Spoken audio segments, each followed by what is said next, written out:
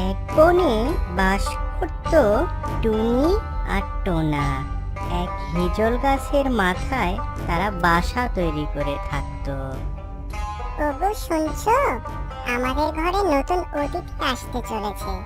তুমি একটু বাসাটা মজবুত করো, তাছাড়া বৃষ্টি বাদল হলে আর রক্ষে নেই। তাছাড়া মিসকে শয়তানটার কথা তো বিশ্বাস নেই, কখন যে ক্ষতি করে দেয়। তা তো বুঝি টুনি, কিন্তু আমার কাছে যে এখন টাকা পয়সা তেমন কিছুই নেই। হে আল্লাহ, আমাদের সাহায্য করো, সাহায্য করো। কয়েকদিন পর তাদের ডিম ফুটে বাচ্চা বের হয়। ওগো শুনছো, তোমার একটি মেয়ে ও একটি ছেলে হয়েছে। কই দেখি দেখি, আমার সোনারা কোথায়?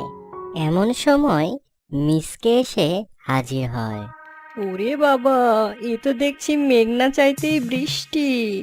যাই যাই, একটু ধান্দা করে আসি। কিরে টুনি, তোদের বাচ্চারা তো বেশ সুন্দর হয়েছে। মিচকে শয়তান, তুই আমার বাচ্চাদের দিকে কুনজর দিচ্ছিস। এর ফল কিন্তু ভালো হবে না। মানুষের ভালো করতে নেই, তোমাদের বাচ্চারা সুন্দর হয়েছে তাই বললাম, এতে কুনজর কখন দিলাম? তোকে আমরা চিনি না ভেবেছিস? শয়তান, যা এখান থেকে যা। না, এত বড় অপমান, এর একটা প্রতিশোধ নিতেই হবে। ওগো, মিসকে শয়তানটার জন্য খুব চিন্তা হচ্ছে। ওসব কথা বলো না গিন্নি, বিধাতা আমাদের উপর সহায় হন। ঘরে যে কদিন হলো কোনো খাবার নেই, বাচ্চারা ক্ষুধায় ছটফট করছে। আমি একা গিয়ে 4 জনের খাবার আনতে পারছি না, তুমিও চলো আমার সাথে। কিন্তু বাচ্চারা? তুমি এত চিন্তা করো না তো সোনামণিরা, তোমরা চুপটি করে বাসায় থাকবা, কেউ ডাকলে তোমরা বের হবা না। টুনি আর টোনা খাবারের সন্ধানে চলে গেল।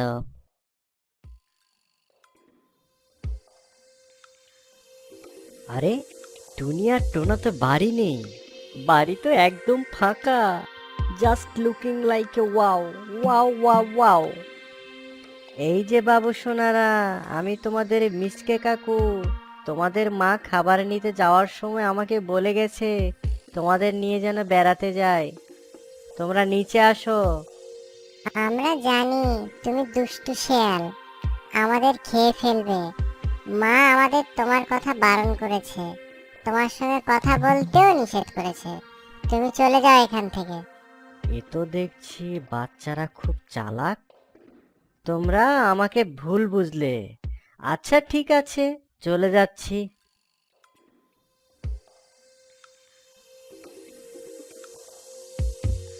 না, এভাবে হবে না, বুদ্ধি খাটাতে হবে।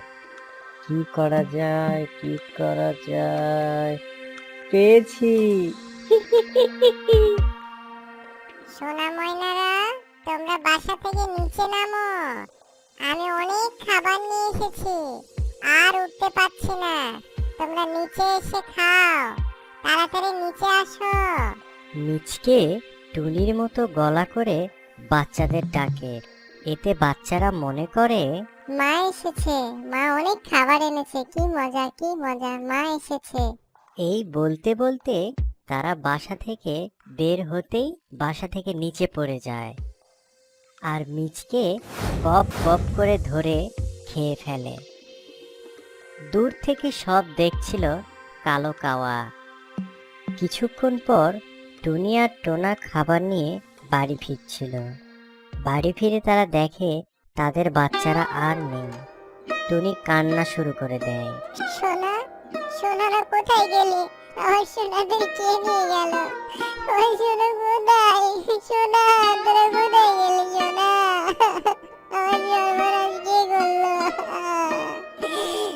এমন সময় কালো কাওয়া আসে, এসে সব ঘটনা টুনিকে বলে দেয়।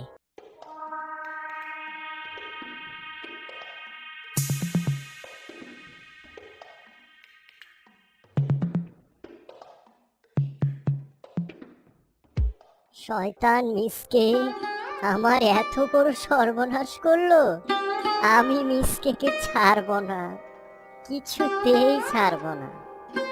কা কা ধৈর্য ধরো টোনা, চলো আমরা বাঘা ভাইয়ের কাছে যাই, গিয়ে বিচার দে। বাঘা ভাই নিশ্চয় এর বিচার করবে।